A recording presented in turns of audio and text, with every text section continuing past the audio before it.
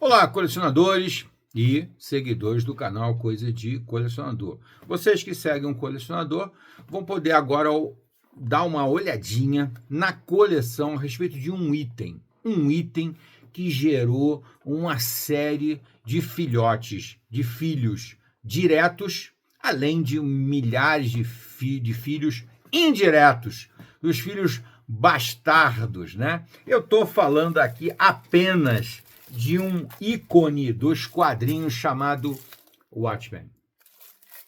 O Watchmen aqui numa edição definitiva maravilhosa, bem maior do que o tamanho convencional americano, né? Vou até comparar aqui, ó.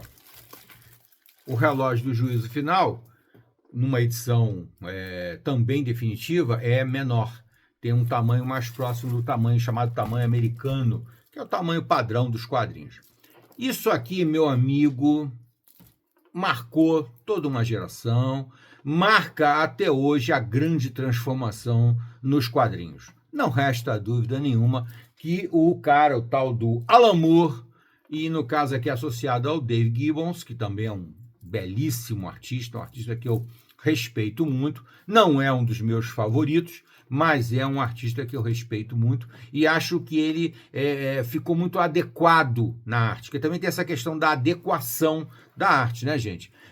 Quando o material é um material assim mais realista e o Watchmen é extremamente realista, o artista tem que ser um retratista, um fotógrafo, um cara que trabalha com o lápis como se trabalhasse com a câmera, estivesse documentando os fatos. Isso aqui é absolutamente genial.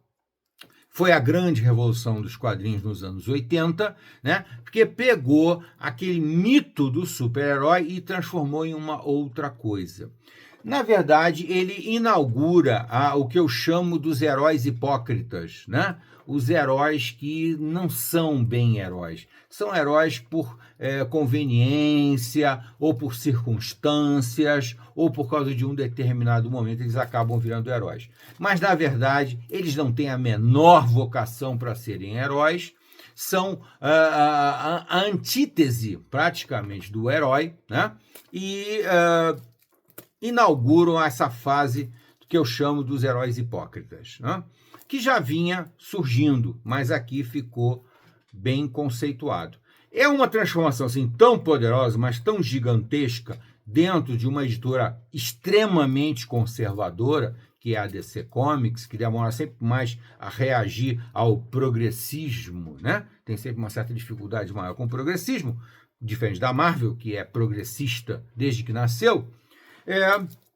Isso aqui, para fazer esse trabalho incrível, o Alan Moore teve que criar um universo de super-heróis. Ele não pôde usar nada da DC Comics, porque ela não aceitaria de forma alguma mexer com esses ícones dos quadrinhos, que são os personagens da DC Comics. Não resta dúvida nenhuma que o Batman, o Super-Homem, a Mulher Maravilha, o Flash, o Lanterna Verde, tal, são ícones, né? Então ele teve que criar um universo, mas que tem muitas semelhanças, muitas similitudes com o universo da própria DC Comics. Heróis que não representam o melhor do herói. O único aqui que tem alguma ética, alguma moral, alguma preocupação com o próximo, com o ser humano, com a humanidade, é um herói extremamente inseguro, frágil, com uma psique muito complicada. É isso aí, tá? Os outros, esses estão meramente ali como figurantes de uma condição humana até um pouco triste. Mas, nessa época, 1986, foi uma revolução que marcou época, que se tornou inesquecível, que se tornou obrigatório para a leitura dos quadrinhos e para os colecionadores, é claro, né? E cada vez mais surgiram edições novas, muito melhores. Essa aqui é uma edição definitiva, porque além de trazer o material todo original, com a melhor qualidade possível, ainda traz alguns extras bem legais. Mas conforme eu falei para vocês, o Watchmen gerou uma série de filhotes diretos, de filhos diretos, filhos legítimos e uma montoeira de filhos ilegítimos, de filhos bastardos, tá? O que gerou posteriormente, pouco depois do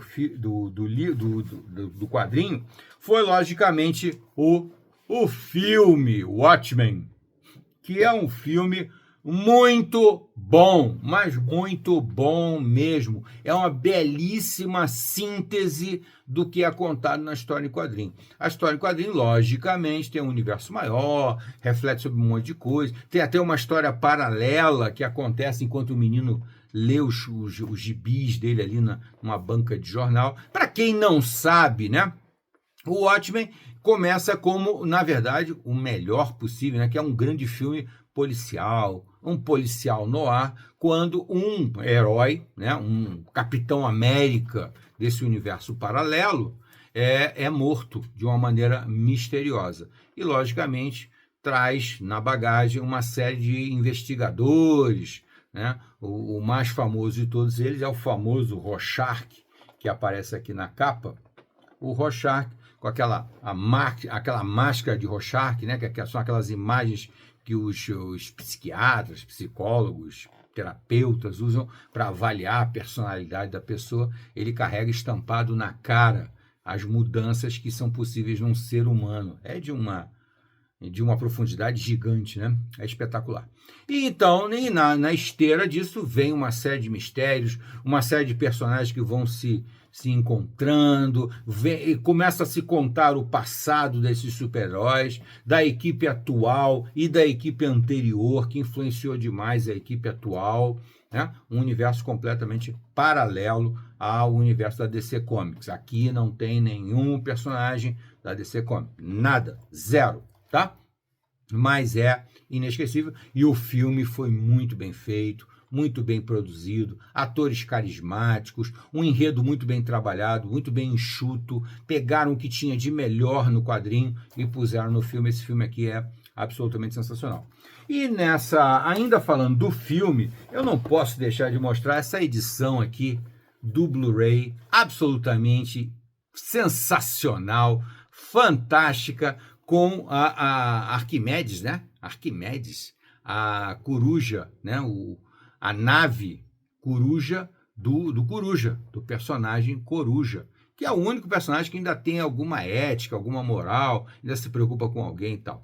Essa edição é belíssima, vem com três disquinhos, tá aqui, ó.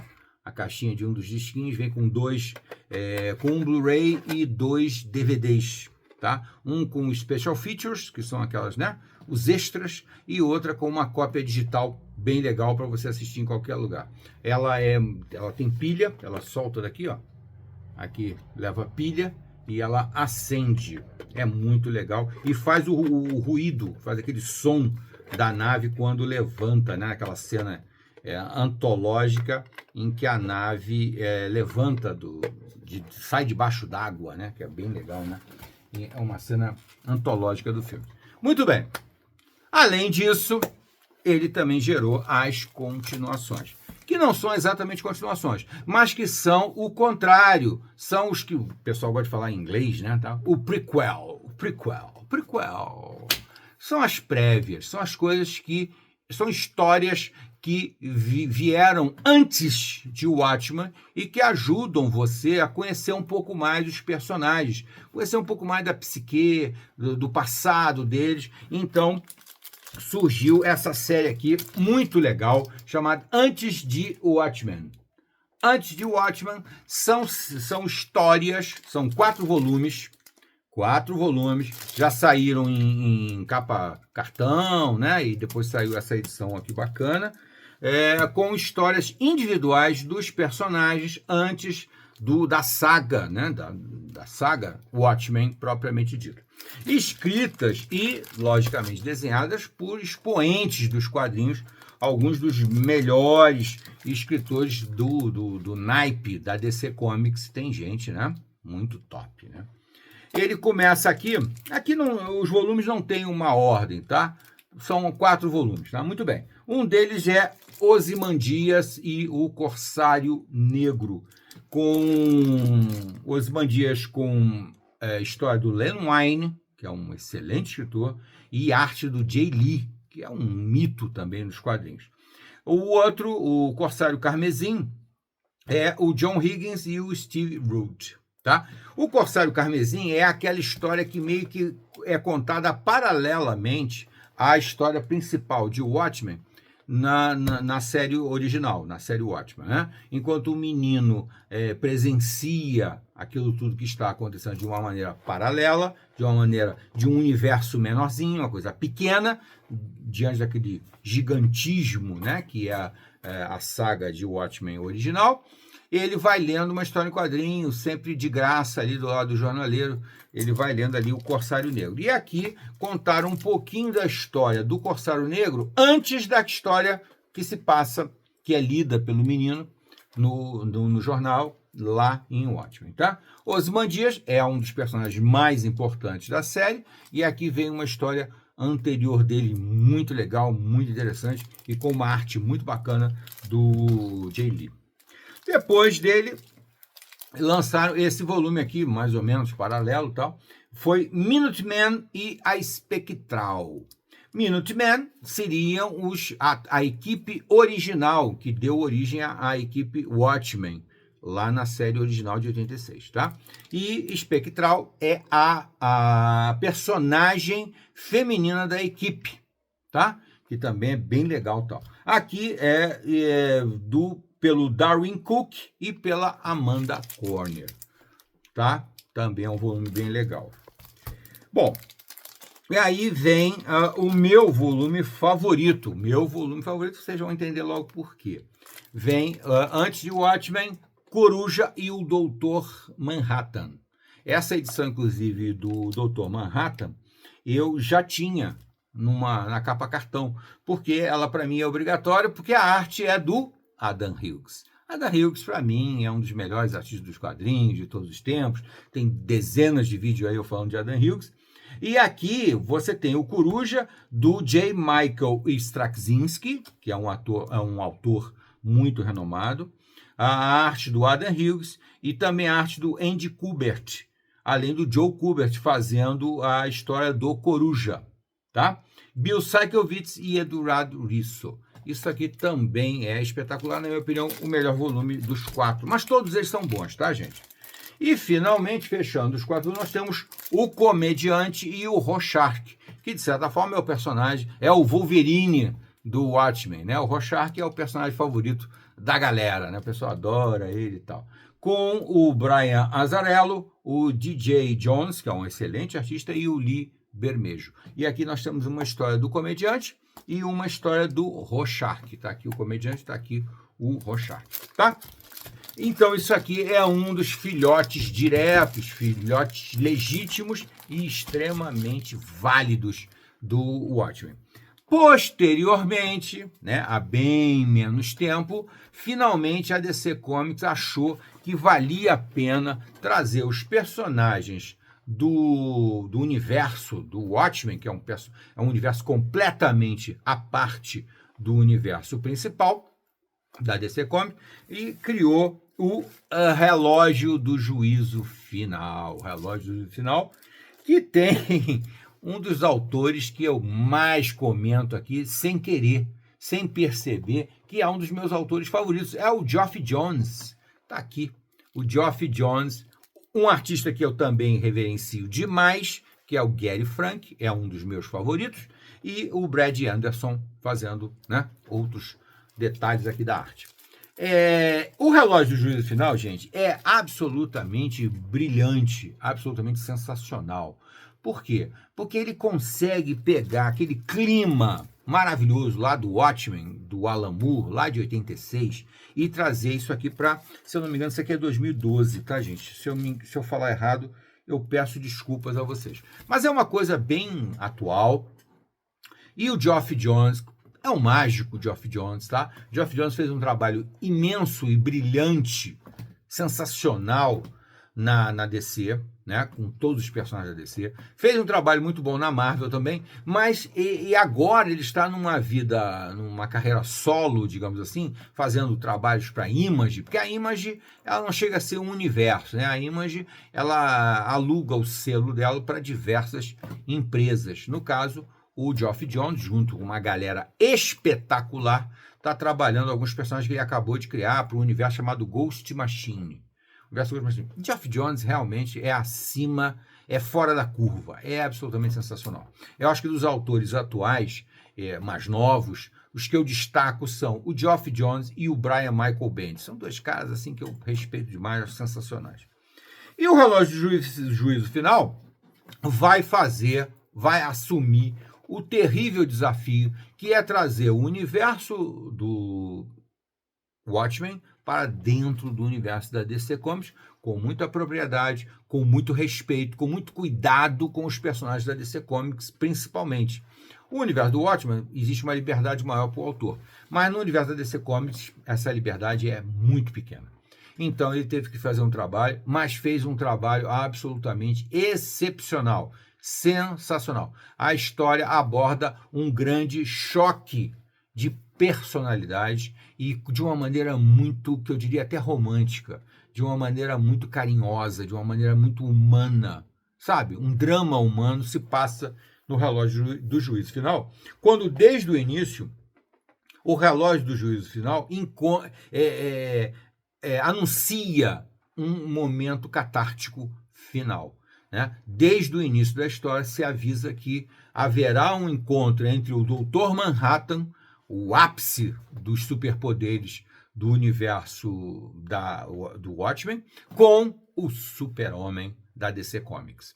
Isso realmente cria uma expectativa absolutamente sensacional, maravilhosa, que faz você ir até o final do volume assim, sabe, ansioso para ler até onde a coisa vai e como é que vai acontecer. A arte do Gary Frank, acima de qualquer medida, acima de qualquer suspeita, é uma arte muito adequada, da mesma maneira que foi a do Dave Gibbons lá no original. Gary Frank tem um traço muito próximo do Dave Gibbons, tá? Eu diria até que eles são da mesma escola, uma escola realista, uma escola retratista, uma escola cinematográfica, tá? Então a arte aqui é impecável, sensacional, e ele aborda, ele escolhe muito bem os personagens da DC que podem ter algum conflito, algum ponto de interseção interessante com os do universo Watchmen, tá? Então realmente impecável, sensacional, e eu diria para vocês que é quase romântico. Por quê? Porque o final, a solução dele no final, discutindo muito essa questão do herói hipócrita, do herói de conveniência, do herói que não está nem aí para ninguém, ele está cuidando da vida dele, né? Que é o típico do universo. E o Watchmen entra em choque com os melhores valores, a melhor moral, uma ética muito bem construída dos personagens da DC Comics, não é mesmo? Do Super-Homem, do Batman, da Mulher Maravilha e de outros também. Mas esse triunvirar, ele aí é a base fundamental do melhor do ser humano do universo da DC Comics. E ele faz isso, o Geoff Johns faz isso como um grande mestre, com muito carinho. Então, eu dou um destaque tão grande ao Relógio do Juízo Final como eu dou ao Watchmen original lá do Alan Moore, tá? Eu acho que Alan Moore e Geoff Johns estão no mesmo patamar. São absolutamente sensacionais. E se você não leu, você leu o Watchmen e não leu o Relógio do Juízo Final, poxa, amigo, você está perdendo. Você tem que ler isso aqui. Tá? É lógico que você não pode ser daqueles xiitas, né? Que, não, o Watchmen é intocável, nada pode melhorar o Watchmen, não sei o quê. Bom, eu respeito, deixo você na sua, tranquilo, mas eu, pessoalmente, com certeza, acho o Relógio do Juízo Final e, antes de Watchmen, também tão bons quanto o próprio Watchmen. São equilibradíssimos. E o filme também, né? O filme também é absolutamente sensacional. Tá bom, gente? Fica aqui essa dica do canal Coisa de Colecionador, tá? Se você chegou até aqui, deixa um gostei pra gente aí, ou não gostei, faz parte da brincadeira. E se inscreva no canal. Vambora, vamos fortalecer o canal, porque a gente daqui a pouco vai fazer umas lives e vamos, né? Bater um papo sobre essas coisas todas. Quero ouvir a opinião de vocês, quero debater isso daí, tá bom? Até a próxima.